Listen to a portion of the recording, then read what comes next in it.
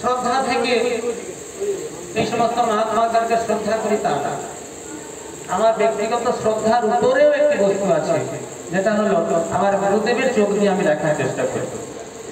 গুরুদেব যাদের দেখিয়ে দিয়ে গেছেন যে এরা তোমায় আলো দেখাবে, আমি তাদেরকে আমার পথপ্রদর্শক বলে মনে করি।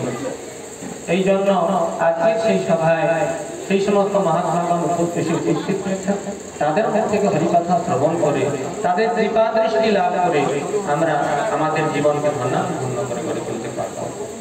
আজকে আমি সময়কে নষ্ট করব না। এই সমস্ত মহাত্মাগণ আমাদের আজকে আমাদের প্রাণের সম্পদ যে গুরু ভক্তি লাভ কিভাবে হবে, এই সমস্ত মহাত্মাগণ এসেছেন, মহাত্মাগণ এসেছেন, তাদের কষ্ট স্বীকার করে এই গরমেতে নানা রকম দুর্ভোগের স্বীকার করে তারা আমাদের উদ্ধারের জন্য আমাদের কাছে এসেছেন। এই জন্য আজকের সভার আদর্শ বিষয় হলো মহৎ সভার এই তারিখে পামক নিজ কার্য নাই তবু জানতার ঘর। এই সমস্ত মহাত্মাগণ আমাদের মতো দুর্বুদ্ধি সম্পন্ন ব্যক্তিকে উদ্ধার করার জন্য, আমাদের আত্মমঙ্গলের জন্য, গুরুপাদের সেবা কিভাবে করতে হয় শেখানোর জন্য, পারমার্থিক জ্ঞান কিভাবে লাভ হবে, জীবনটা কি করে পারমার্থিক হবে, জনজগতে আমরা অভিনিবিষ্ট হয়ে আছি, সেই অভিনিবেশ থেকে কিভাবে আমরা মুক্ত হব, মুক্ত হয়ে গুরু সেবা করবো, হরি ভজন করবো, এই পথ দেখানোর জন্য মহাত্মাগণ এসেছেন। এই জন্য এই মহন্তের মুখ থেকে আমরা শ্রবণ করবো, মহন্ত এই স্বভাবে তারিখে পামক নিজ কার্য নাই তবু জানতার ঘর। এই বিস্তারিত ব্যাখ্যা মহাত্মাগণ আমাদের সঙ্গে প্রকাশ করবেন। আমি এই সভা যাতে সুন্দরভাবে আমাদের হৃদয়ের প্রাণের সভা হয়, এই জন্য আজকে সভাপতি মহোদয় অমিত বিভাগ শ্রীগণের স্বামী শ্রীসভা ভক্তি বিচার ভারতীয় স্বামী মহারাজের চরণে নিবেদন করি। বিবাহ আমাদের অনুভূতি কাজ হবে বিবাহ অসুবিধা হচ্ছে, যেটা হওয়ার কারণ আছে, যখন গুরু মহারাজ ঠাকুর ছিলেন এই মাইক লাইট ফ্যান মালা ইত্যাদি ব্যাপারটা আমরা খুব মেনটেন করতাম, কিন্তু হঠাৎ করে চেঞ্জ হয়ে যেত, এটা মেনটেন করার মতো সেরকম কেউ নেই। এই জন্য আমি কি চেষ্টা করছি, আমি গিয়ে ব্যবসাটা করছি, আবার একটু কষ্ট স্বীকার করছি, আমি যাচ্ছি। ভাই বহুত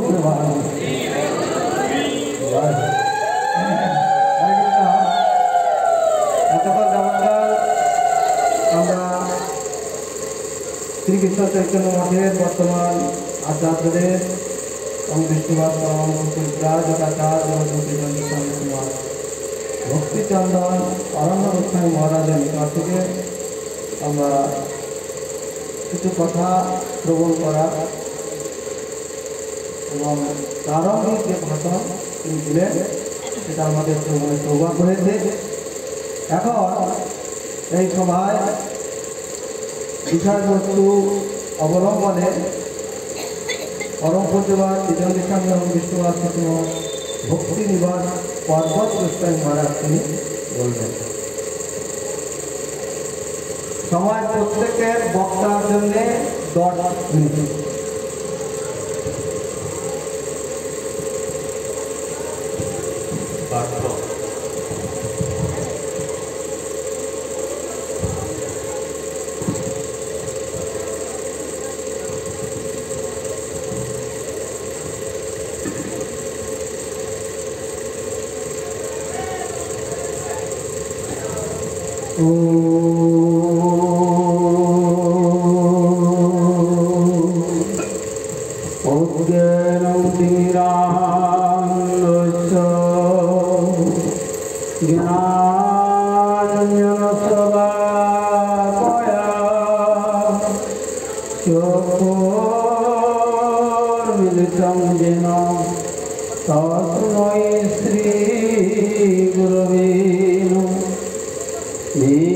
सदा तीर्थास्पदं शिव विरञ्जनतं शरण्यं नित्यार्थियं प्रणतपालभवाब्धिपूतं वन्दे महापुरुषते चरणारविन्दे सप्तादुश्चरसुरे स्थितराज्यलक्ष्मी धर्मीष्टयाज्यवाचसजद्वारदुरन्नं মায়াবিবন্দেতে শিববন্ধা বন্দে মহাপুরুষতে চরণারবিন্দ বাঞ্ছাকল্পতরুভ্যশ্চ কৃপা সিন্ধুভৈব চ পতিতানাং স্বামিভ্যো বৈষ্ণবেভ্যো নমো সর্বাগ্রে পরমারাধ্যতম জগদ্গুরু বিষ্ণুপাদকে মুক্ত করিতে आचार्य श्री स्वामी श्री श्रीमद भक्ति सर्वस्व त्रिविक्रम लोक स्वामी गुरु महाराज आशीर्वाद पद्मे असंख्य साष्टांग दंडवत नदी ज्ञापन करता शीतल कमले ऐश्वरी कृपा प्रार्थना करी তিনি আমাদের প্রতি প্রসন্ন হন।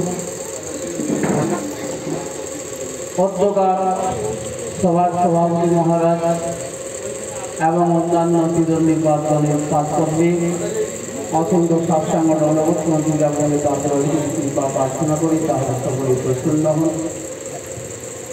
যার আবির্ভাব তিথিকে কেন্দ্র করে আজকে অধিবাস তিথিতে ধর্মসভা পরম পূজ্যপাদ নিত্যলীলা প্রবিষ্ঠিত গুরু বিষ্ণুপাদ আচার্য শ্রীকৃষ্ণ ভক্তি জীবন আচার্য দেব গোস্বামী মহারাজের আশীর্বাদ পদ্মে অসংখ্য সাষ্টাঙ্গ দণ্ডবত নদী জ্ঞাপনে তাহারা ঐশ্বরিক কৃপা প্রার্থনা করি, তিনি অদমের প্রতি প্রসন্ন হন। সবাই উপস্থিত ব্রহ্মচারীবৃন্দ, ভক্তবৃন্দ, মাতৃবৃন্দ সকলের প্রতি যথাযথ অভিবাদন জ্ঞাপন করি, সকলের প্রসন্ন। আমাদের পরম সৌভাগ্য আমরা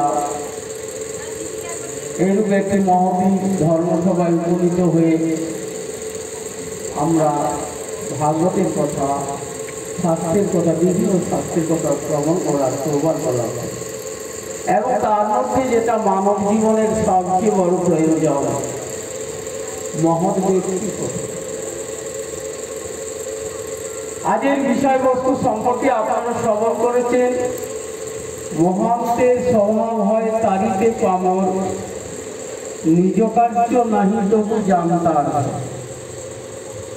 মহৎ ব্যক্তিদের অন্য কোনো কাজ থাকে না, নিজের জন্য তো কিছু থাকেই না। এমনকি জগতের ব্যক্তিদের জন্য, জাগতিক সুখের জন্য তারা কিছু চিন্তা করে। যে সুখটা দেখতে পারলে চির সুখে সুখী হবে, মহৎ ব্যক্তিগণ সেই সুখটাই প্রদান করেন জগতের জীবন, সেই সুখটা প্রদান করেন। অর্থাৎ এই জগতের